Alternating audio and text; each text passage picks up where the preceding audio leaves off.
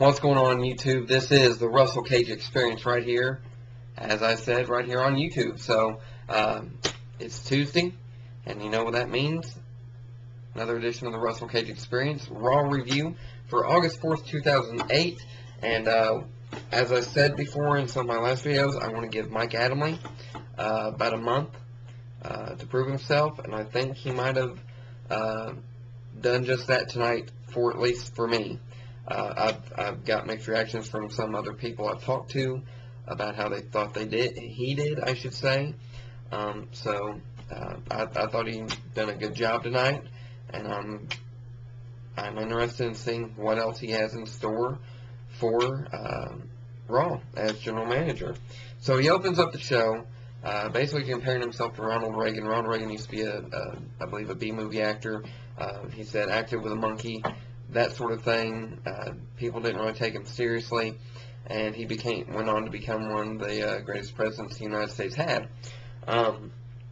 So basically explains just the fact that to give him a chance, and I'm doing just that. General manager and announcing role are completely two separate spectrums. Yes, they are both on their roles, but at the same time have different responsibilities, I guess you could say. So he made 3 title matches for tonight. The first one, of course, being the World Tag Team title match, Cena and Batista versus Cody Rhodes, baby, and Teddy DiBiase Jr., if you will. And as soon as I seen that this match was made, actually on Saturday night's main event, I had a feeling that Batista and Cena was going to win, just basically to create tension between the two leading into SummerSlam. How long they'll hold the titles, I'm not sure.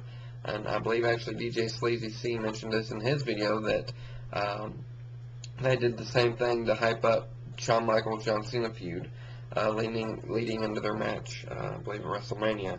So, as he's getting ready to announce the other 2 title matches, JBL and Y2J basically both come out separate times, of course, but saying that they both deserve a title shot. So Mike Admle comes up with an Admle original. I like that. Trademark that, Admle. Admle original. JBL and Y2J versus CM Punk in a handicap match for the #1 contendership. If JBL wins, he gets the title match at SummerSlam.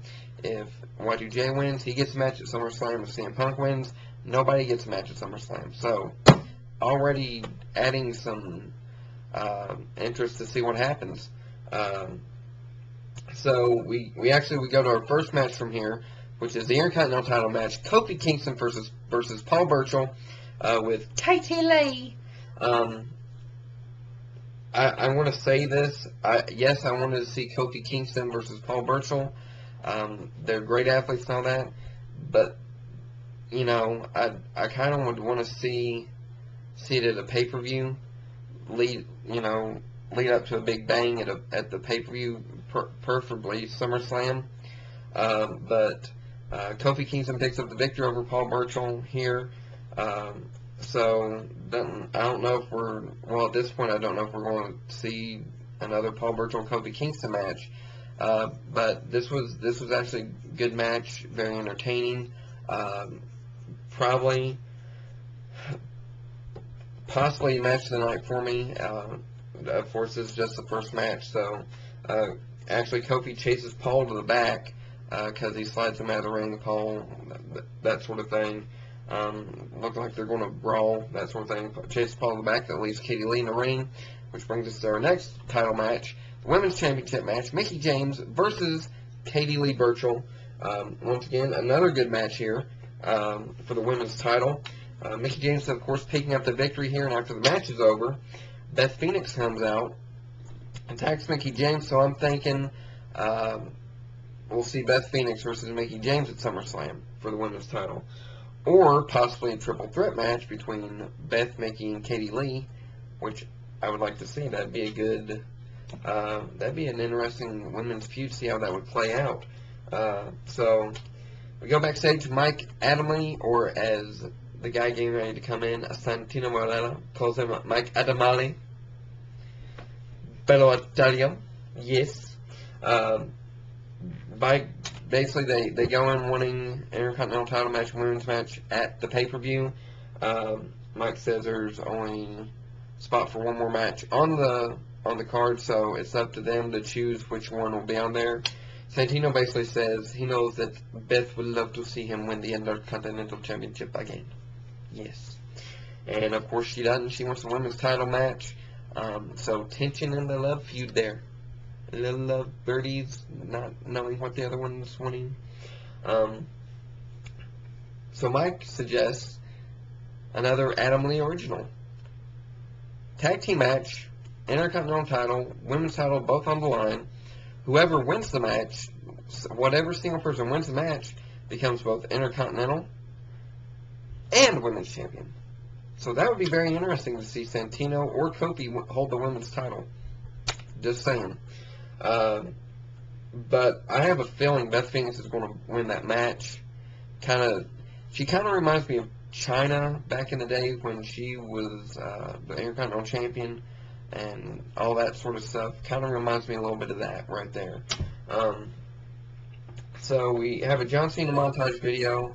We see a Batista one later in the evening. Todd Grisham interviews both gentlemen after the videos are played. After John Cena, he interviews Batista. After Batista, he interviews John Cena. And quick side note, why are you having Todd Grisham still do interviews if he's commentator on ECW? Doesn't quite make sense, but I don't know. We'll see. Then we have basically Batista says John Cena stab his way. John Cena says if they don't win the tag titles, they'll be at each other's throats. If they win the tag titles, they'll at least be able to make it to SummerSlam in one piece. So next thing we do, we have Layla in the ring, dancing. William Regal comes out. We've seen an exclusive from WWE.com. Layla says she doesn't associate herself with losers. Jamie Noble takes offense to this. William Regal comes out, interrupts Layla's dancing. Jamie Noble comes out, and him and William Regal brawl. So I'm thinking we might see William Regal versus a Jamie Noble feud, like a short one, possibly. So that's mainly all that happened there. Then we go to the handicap #1 contenders match.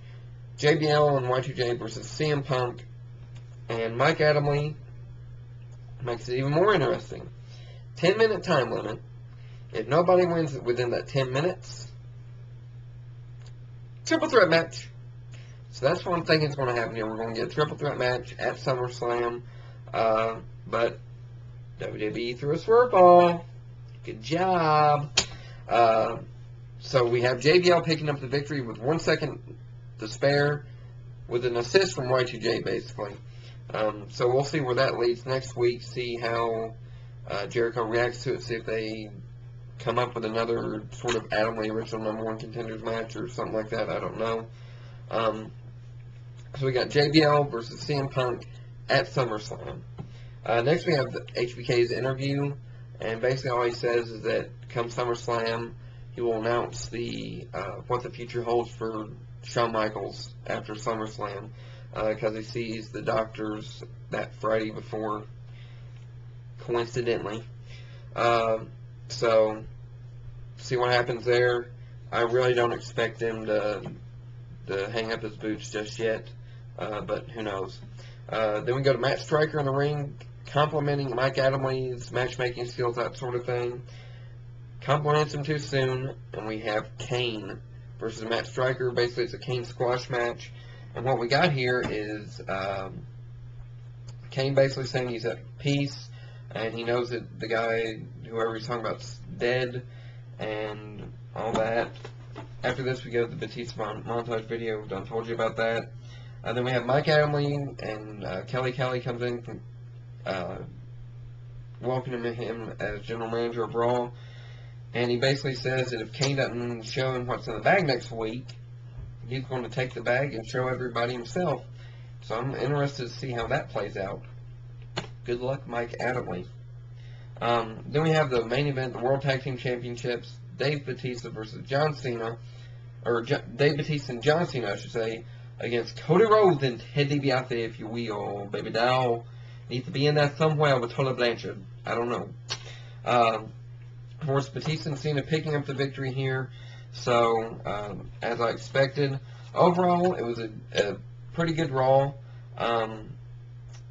I guess match tonight would go to actually a tie between Kofi Kingston and Paul Burchill. Three-way tie, actually. Kofi Kingston, Paul Burchill, Mickie James, Katie Lee, and the handicap